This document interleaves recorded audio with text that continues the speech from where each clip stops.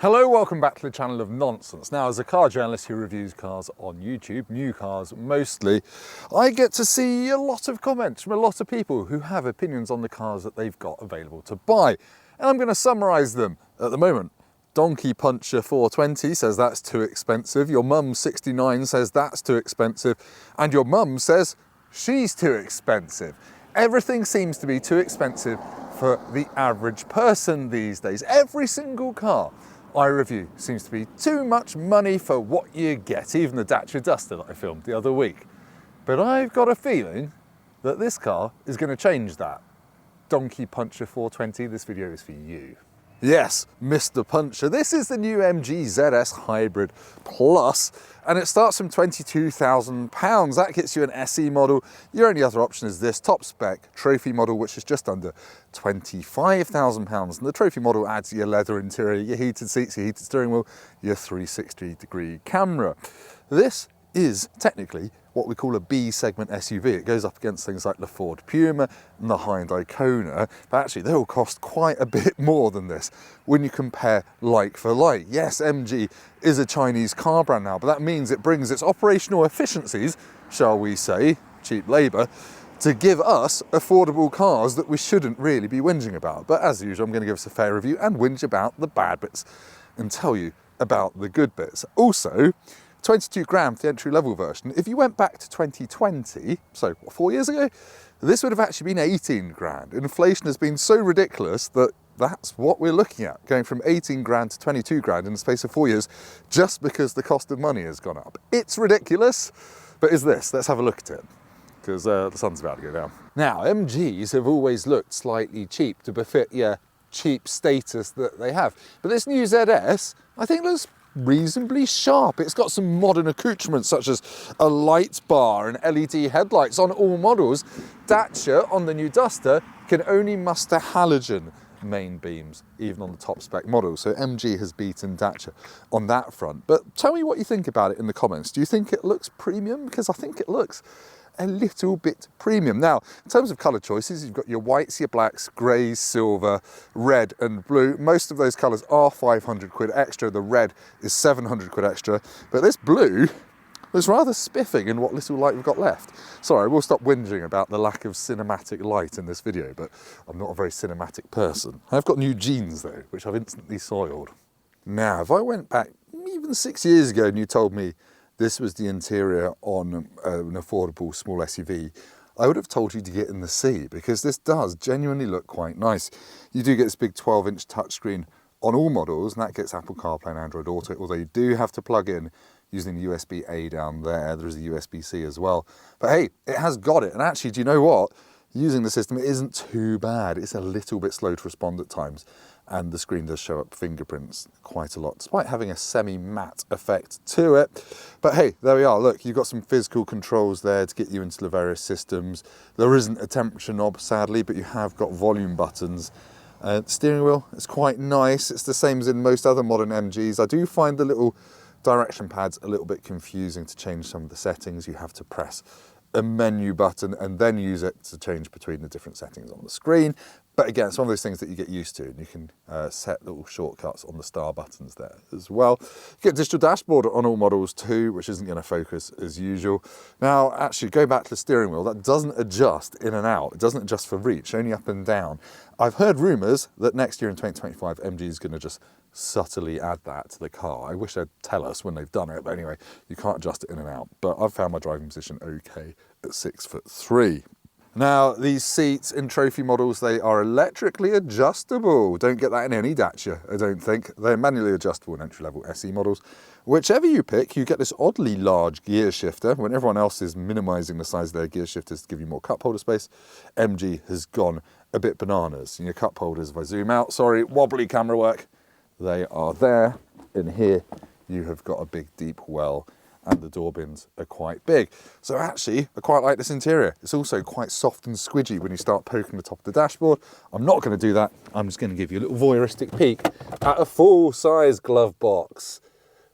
Jesus is with us. Now, despite being a small SUV, MG has done a Skoda, and they've actually made it bigger than the competition. At 4.4 metres long, this is actually the same length as the Nissan Qashqai from the next class up. They start at 30 grand now, by the way, in case you weren't keeping up. This is quite light as well. It's a 1.4 tonne car, despite the fact it's got a slightly bigger than 1 kilowatt hour battery for the hybrid system. In terms of wheel sizes, you get 17s on the SE, you get 18s on the Trophy like this. And the old ZS always looked slightly underwheeled in my book. It looked like it was going around on little roller skate wheels. This looks like they've done a proper job. Rear seat space in the new ZS is, well, it's not quite class leading, but it's a lot better than the back seat space in a Ford Puma. And again, that's the length helping you there. Yeah, it got loads of room back here, loads of knee room, foot room, headroom is okay. You get this mat pocket on Trophy models, but not on the cloth-seated SE models. You've got big door bins there, scratchy plastic, but you know, so what? It's a cheap-ish car. Weirdly, you've got a single USB, and it's a USB-A. It's the old school rectangular USB. You might like that, you might not. What I do not like is the fact you don't have a center armrest. There's nothing that flips down here, and yeah, that's a little bit cheap feeling.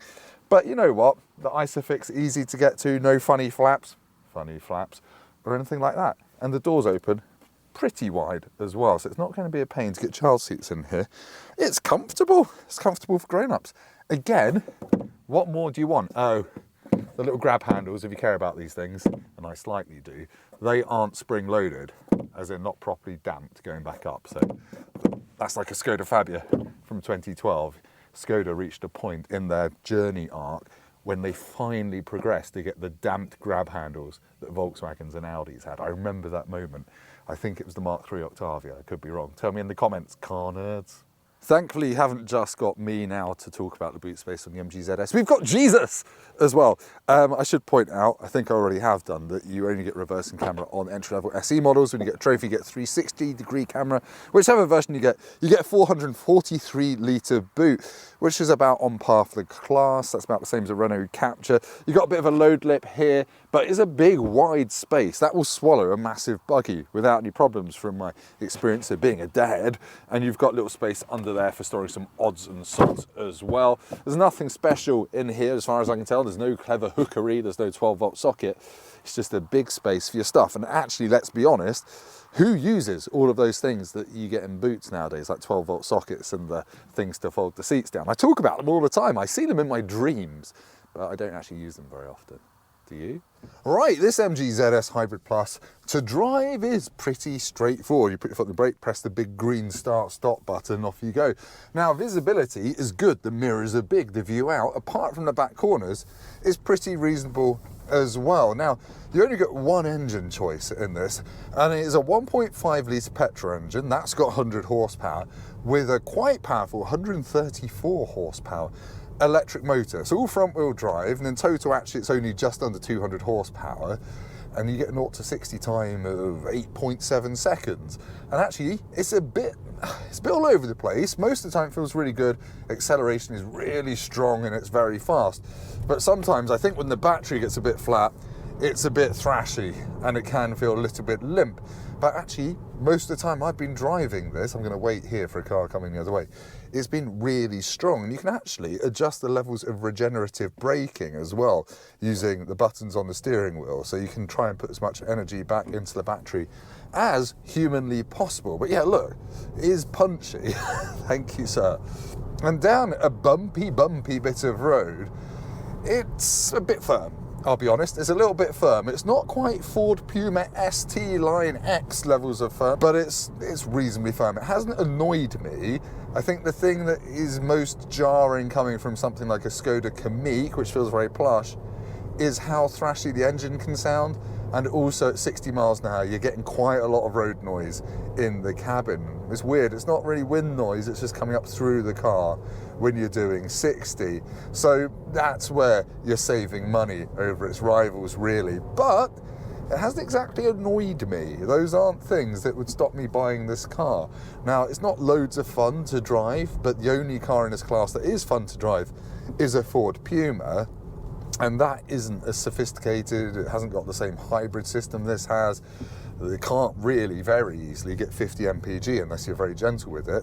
I've been very ungentle with this, and I'm averaging 49, which is really impressive. So yeah, there are some other oddities about it. So it's got a 3-speed automatic gearbox, and it does sometimes get slightly stuck between what gear it wants to be in, but eventually it sorts itself out, just when you're on steep hills and things like that. Lovely, friendly Toyota Prius driver. So I'm actually quite impressed by how this drives, because I've driven some reasonably horrific cars from MG over the past few years that felt a bit wayward, with really light steering, very poor body control. This feels generations ahead of those cars. So yeah, I think MG are definitely a brand that is on the up in terms of driving dynamics and general sense of the premium stuff you expect while you're driving. You get quite a lot of safety kit as standard. You get usual traffic sign recognition. It'll bong at you if you break the speed limit, but you can easily turn that off. All models get adaptive cruise control, which is quite rare at this price point as well. You also get lane keep assist, you get blind spot warning system as standard. So it is really packed with kit. If you're getting the 22 grand version, that is quite impressive. And you don't get a lot of that stuff on the Dacia Duster either.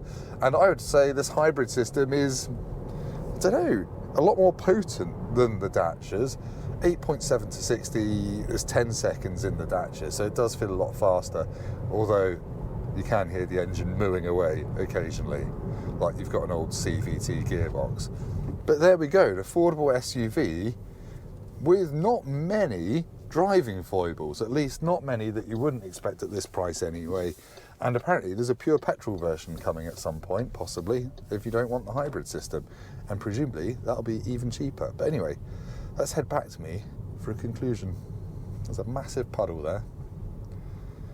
Okay, it's time to sum up my thoughts on the MG ZS Hybrid Plus. And I'm gonna be up front. I've only driven this car for the afternoon. I've not spent a week with it like I normally would. But even so, I can get a pretty good idea of what this car is like. And it's very good for the money. It is, if you've driven the old ZS, couldn't really think of any good things to say about that car. This one has got a whole lot more going for it. It's vastly improved. I think it looks nice. The interior looks nice as well. It even feels nice in all the places that really matter that you touch in the cabin. It's got all the tech you could really want that other rivals just don't give you at this cost. So yeah, I'm really struggling to fault it very much, really. The practicality backseat space is good. It's a shame there's some old USB-As in there, but I realise some of you might like that. I guess the most disappointing bit about it really is simple things like the steering wheel not adjusting out. That just makes me think, oh, cheap car, they need to fix that. But I still got comfortable in it, and actually the driving experience, although it's a bit firm, so's a Ford Puma. It's not as fun to drive as a Ford Puma, but this has got a clever hybrid system that the Ford doesn't have. It's quite economical as well. I've been getting 50 mpg while hammering it, and it actually drives on electric power much more than I had imagined. So yeah, if you're in the market for a cheap, small SUV, do not overlook this. I might actually have this over the Dacia Duster because it feels plusher inside and has more kit for the same money. So yeah, go down to the comments, leave me a load of angry nonsense about the Chinese cars and all this kind of stealing our job stuff, and I'll probably mute you, to be honest. But yeah, go down to the comments, tell me what you actually think. Like this video if you've liked it, subscribe to the channel, and I'll see you next time. Goodbye. The last car I filmed here was a Porsche of some description. Can't afford one of those, I can afford one of these. Does that make this a better car? GT3 RS ZS. I think I'll rob a bank.